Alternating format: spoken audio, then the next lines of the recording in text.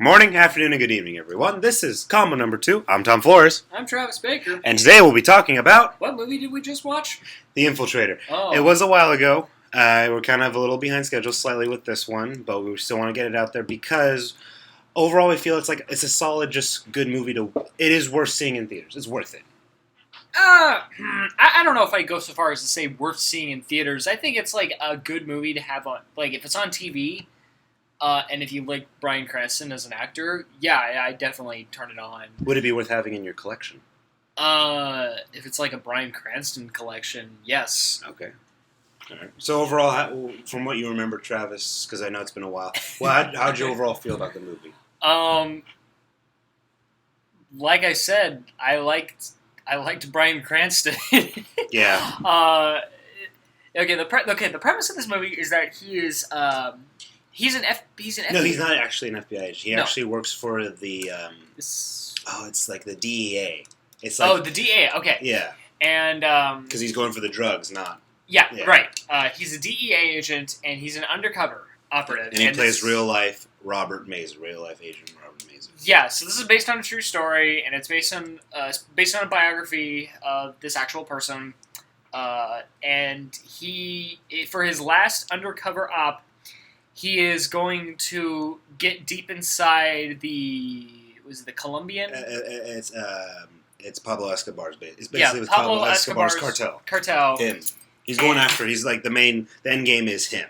Yeah, and he has that speech Escobar. in the trailer of maybe we should be following the money to get to the bad guys instead of The drugs. The drugs. I don't know how much that made a difference in the plot, but anyway, he goes undercover and he pretends to be like this big time American investor. Goes inside the drug trades. He has ties with Wall Street. You know, he can get stuff done. He talks to not Pablo Escobar. He never encounters Escobar, but he encounters like people that work high levels, like not his number 2 or number 3, but like guys who Escobar would have contacts with and talk to. Yeah, and be like, and he works his way up basically. Hey, I can help launder your money, but we gotta do it this way. But I can still help you out. Yeah, and then it's all like a big setup to get them all in jail. Yeah.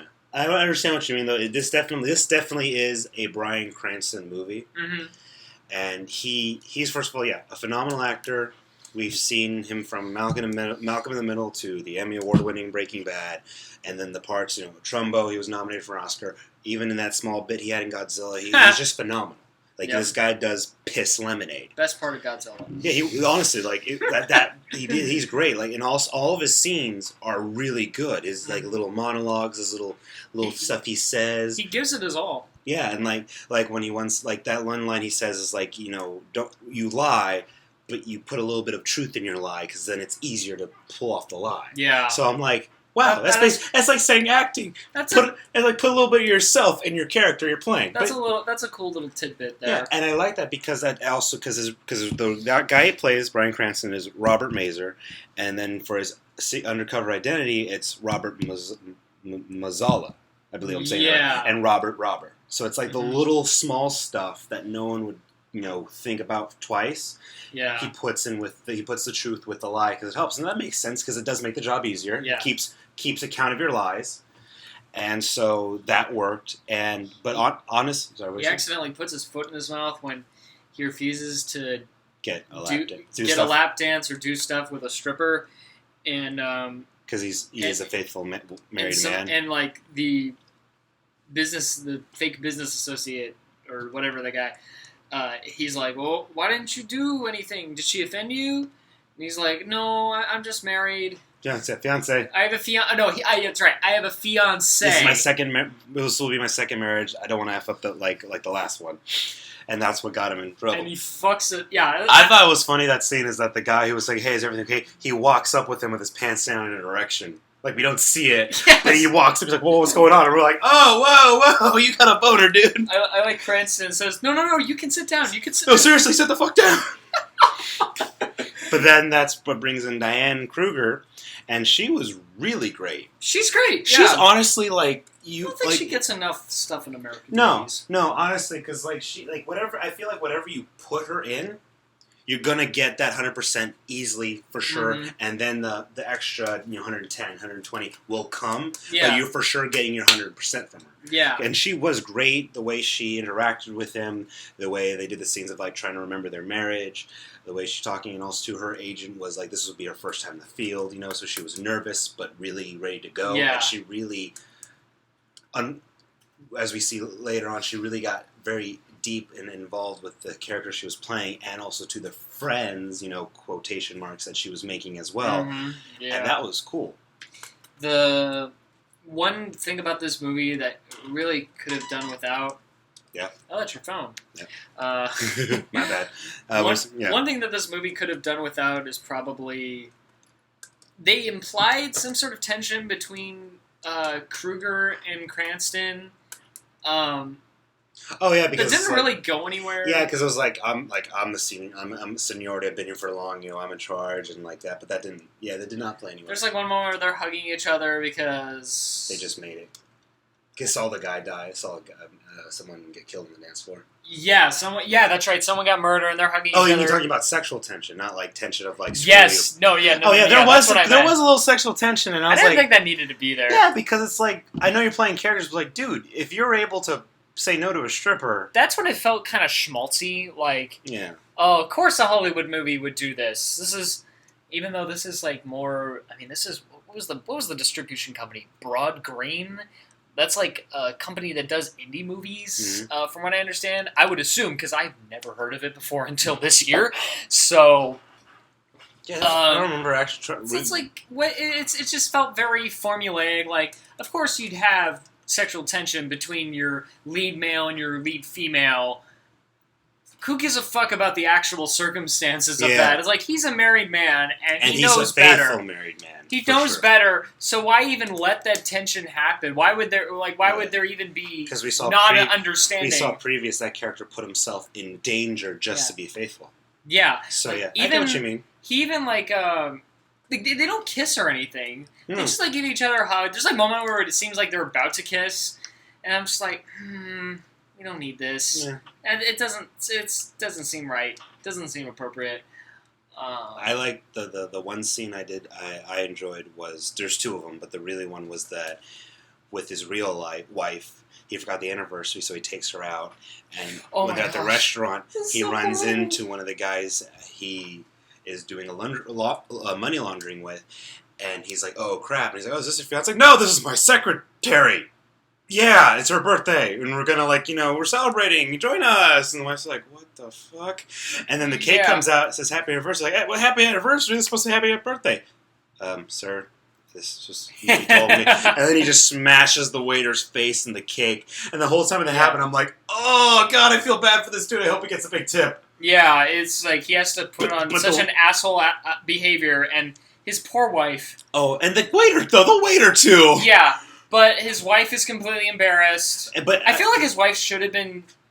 I don't know. This might be a little. I feel like she should have been a little more understanding. Well, because he's been doing it so long. He's been doing it so long, and she should kind of get it. Like, oh, right. No. I don't want you to die. I fully agree with you. I don't want me to die. And the kids to die. And the kids to die. die. I fully agree with you. I think it bothered her because this is the first time in his whole career she's seen him let the character take over. That's true. I think that's the first time she's ever seen him at work. No. Seeing the character take over. That's true. Yeah. Not him at work, but the character take over. Because he always brings his work home. Yeah. But she's finally seen the character take over. So that's why I agree with you. But that was the issue she had. But what I liked about that scene is Cranston went from 0 to 100 and then all over the place, but not like crazy, but it was still controlled. Mm-hmm. Like he was calm with her, he's like, damn, I forgot this, I'm mad at myself, but we should get a better table because we're near the freaking restroom. Fuck, shit. Oh, hey, it's you. Oh, shit. Fucking crap, I'm with my real wife. Oh, that. And he just goes, waiter, I'm gonna fucking just cuss at you and everything. It was fun, and he owned it. Yeah, that totally owned it. The second scene I liked was with John, how do you say his last name again? John Leguizamo. His character, because he has his own informant. That's his part. That's Bryan Cranston's. He's like obsessed with being an undercover informant. But he really likes it. When his informant gets shot in the head and the blood splatters off, that scene was awesome because you're like, wait, crap. The guy's like, this guy's a cop. He's a cop, but he's a drunk. And he's like, this guy's crazy, man. I ain't a cop. And then the guy whose house they go to is like, okay. And then he has his friend behind him. blow his head off, and they start laughing. He's like, I'm covered in blood. I'm covered in human blood. He's fake laughing. But yeah, what scene did you like? What was your favorite scene? What scene was my that's horrible that I'm saying this. What was that thing with the blood? The packaged blood? That was really... So there's one part where when Robert Mazur's at his home, his real home with his real wife and kids, and he's just doing a little, like, almost paperwork, like he's not really doing the job right now. Yeah. And stuff comes in the mail, and his daughter sees that something's bleeding through, and she brings it over to him, and he's like, "Hey, is this for you?" And he's like, "Whoa, did you cut your hand?" It's like, "No," and they, they're freaking out. They're washing her hand. And I thought, "Oh shoot, is she poisoned?" No, I was confused because I thought something bit her. Yeah, I thought there was like a snake in that package. So I was like, "Oh shoot, is the daughter gonna die?" Or like she cut herself on something brought in the package, like something like that. And then when you find out it was just a mini coffin filled to the brim with human blood. Yeah. And it was Escobar's calling card to let you know, like, don't you fuck up. Yeah. So I'm like, that was a cool scene, because and you think about it, yes, this is a true story, but in all the mobster movies that are fictitious, and non-fiction, fictitious and non-fictitious about real story, we've never seen that. It's usually an ear, a finger, an eyeball, a horse's head. Yeah, but in this one, it was just basically a small puddle of blood. Yeah. And I'm like this. That's genius. Because it shows, one, I don't need to cut off a finger. I don't need to do this. I'm so powerful, I can just ask someone, like, hey, I need a pint of your blood. Okay. He could have just gone to a blood bank and purchased a bag. But he got blood from one of his guys, or someone he was torturing in the chamber. But I thought that was an interesting calling card, because we have never seen that in cinema. Yeah. And I'm like, you know what? That was cool. I know it was a true story, but that's so cool. Like, someone should remember that for a fictitious movie. One thing that was kind of like troublesome was the ending. Spoiler alert. Though it's history, spoiler alert. Look up the real thing. But like all his friends, like Benjamin Bratt and all those guys, the guys he becomes friends with in Undercover, they all get arrested because they stage Diane Kruger and Bryan Cranston stage a fake wedding. Yeah, and that way they can get all their friends there, and the FBI all the rotten eggs in one basket. The FBI is the caterers, the security, the groomsmen, and the bridesmaid. Yeah. Mm-hmm. And the way this scene played out, again, it felt, not only did it feel kind of schmaltzy, it also felt like it betrayed the intro of the movie. The way the movie intros, it starts off, the very first scene is him working, him doing undercover work, but for a different case, and he's with some guy at a bowling alley. And then they both get arrested. Yeah. But the twist is that when they get put to a separate vans. Bryan Cranston is back with his FBI buddies, and they're like, "Okay, good job, yeah, we're get done. the cuffs off you. Let's help you out now." So that the other guy does not know. Yeah. Well, at the wedding, it's done in a way where, Cranston does not get arrested. His wife does not get arrested. John Leguizamo doesn't get arrested. No one. Everyone else gets arrested, and that's just so we can have a scene where Benjamin Bratt does the whole, "You were my friend! You betrayed me! You will pay for this! Ah! Grr!" We saw what should have happened. Realistically, Cranston should have gotten to protect the undercover agents. You just arrest them too, take them away, and then uncuff them. Because you don't know who Benjamin Bratt's going to talk to in prison. And he plays, just when I was Benjamin Bratt, he plays Robert Alcano, one of the top lieutenants for Escobar. Yeah. But you're right, that was true, because they showed us that at the end. I'm like, you could have easily still arrested, You could have had Bryan Cranston go "No, Robert!" Pretend to save him, and someone tackles him. But that was you're right. That was interesting, because it's but you did that when you had enough bodies to do it again. Yeah. Because all you had to do was arrest 3 people. it felt like some producer saying, "No, we need that dramatic ending." And going more with that dramatic ending towards the end, even though Bryan Cranston's character says, "Hey, these aren't our friends. We're doing a job." At the end, he's like, "Crap, I feel bad for arresting my friend." He's not your friend. The dude's a criminal. That's when the movie started really feeling formulaic. That felt forced at the end because I get Diane Kruger's character feeling bad because this is her first time. Yeah, that makes sense. But him and then John, it's like,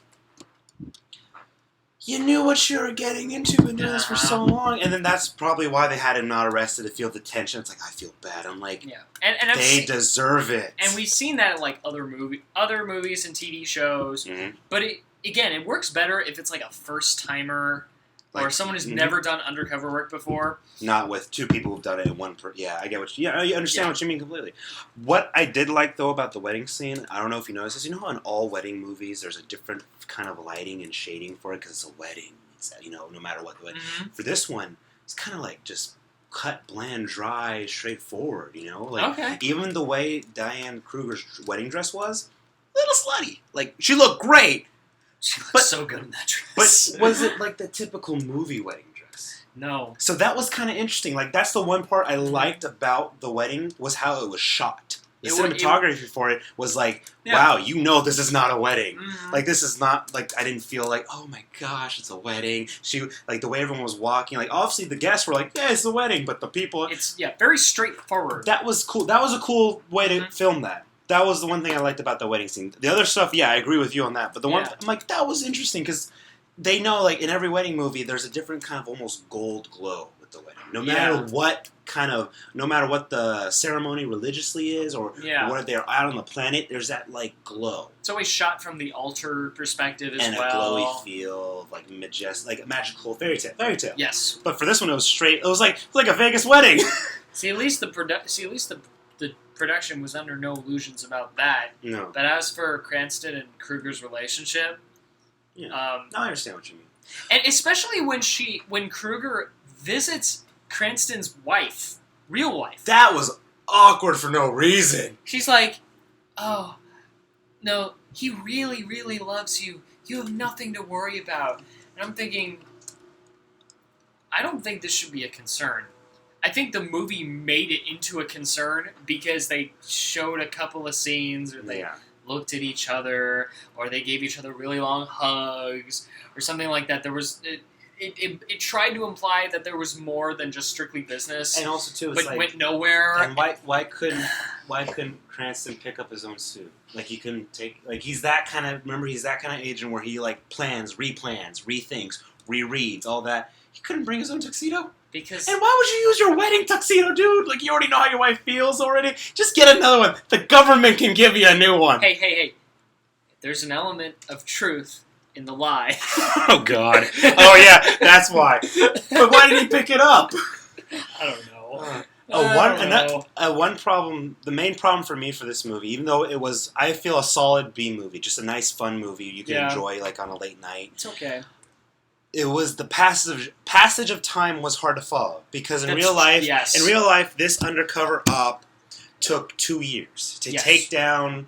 The goal was Escobar, but as most of Escobar's operation, BCCI, Bank of Credit and Commerce International. Yes, I remembered that. Okay, nice. And the seventh largest private bank, I believe it was. But they took BCCI down with this in this whole operation. But it was a 2-year operation. This felt to me like forced, maybe 6 months. Yeah. And the thing about the movie, because I remember when we were seeing it, and I was looking at you and a friend of mine that came, was like, this is so easy. Like, stuff's just happening to him. People are coming, hey, guess what? We're going to help you out, too. Oh, what's your name? Oh, crap, you too? What's your name? Damn, everyone's calling me. I'm not calling anyone or doing any legwork. Everyone's coming to my door right now, and I'm writing everyone's name down because I'm going to be like, hey, what's your name? Oh, cool. What's your name, too? Oh, your full name. Your full name. Your full... It felt so easy. It felt really... Yeah, there was a sense of ease to it. Remember that one sit down he had? He got like 3 names right there. Mm-hmm. And because there's like, if the police came in, it's like, hey, we'd like to help you. Yeah, okay, what's your name again, though? And I'm going to pull out my pen and pad right in front of your face. There's There's a lot of that. It made it look a lot easier than it. Yeah, I know. Yeah, because it was. I think that the one thing was like it would have been nice to show to feel a bit of passage of time because that helps to see where we're at. Because it was kind of like maybe a disclaimer that says like date, or they can just say it themselves. Mm-hmm. Like he can be talking like maybe saying like, oh God, we've been doing this for like 6 months. I don't know how much longer how much longer we got here. 18 more months. And actually, easiest way, since Diane Kruger's character is like, this is her first mission, have her randomly say, like, I gotta do this for how much longer? It's already been a year. Like, just that, just so we can feel it. Because for an audience, passage of time does help if this is this type, because this type of movie is a passage of time. Because this felt 4 months. Damn, it happened in 2 years, though. Yeah. So I think that was I feel the big problem for this film, that and the forced thing, like, oh, we threw our friends in jail. No, you didn't. They're not your friends. Those two things. No. Other than that, though, overall, it's okay. It's a Bryan Cranston movie, first off, so you're not going wrong. It's a great, Bryan Cranston's phenomenal. Everyone else is great too, but it is Bryan Cranston definitely, damn. It's his movie, yeah. He did great. I feel it's worth seeing in theaters. I know, Travis, how you feel, but for sure, put this in your movie collection. Because it's worth seeing for like that one night movie. You're just like, yeah, I'm gonna pop this in and watch some Bryan Cranston kick ass. Yeah. Because he pisses lemonade.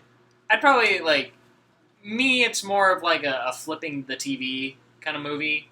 It's on. So if it was on TV and if you're channel surfing and you found it on TV, would you stop and watch it? Maybe if there was nothing else good on. Yeah. Okay. If the other movies were shit. I'd turn this on. It's well, at least this movie's okay, and Bryan Cranston's in it. So, all right. So from us, from comment number 2, we're split right now. Split. It's split for a movie for a for sure though. From both of us, it's not a bad movie. It's not bad. It's not bad. It's not bad. So thanks again for joining us. See it if you want. See it if you don't. At least, I personally just see it because you know what, his acting is great and it's getting better. Yeah. I can't wait to see him do more stuff. I'd like to see him in a better movie, something really, really good. I'd like to see him physically kick ass more, physically, not verbally, because he verbally was kicking ass, but physically just beating the shit out of people. I could see Bryan Cranston as an action hero. Oh my god, that'd be so great! If Colin Firth can do it, then Bryan Cranston could definitely do it.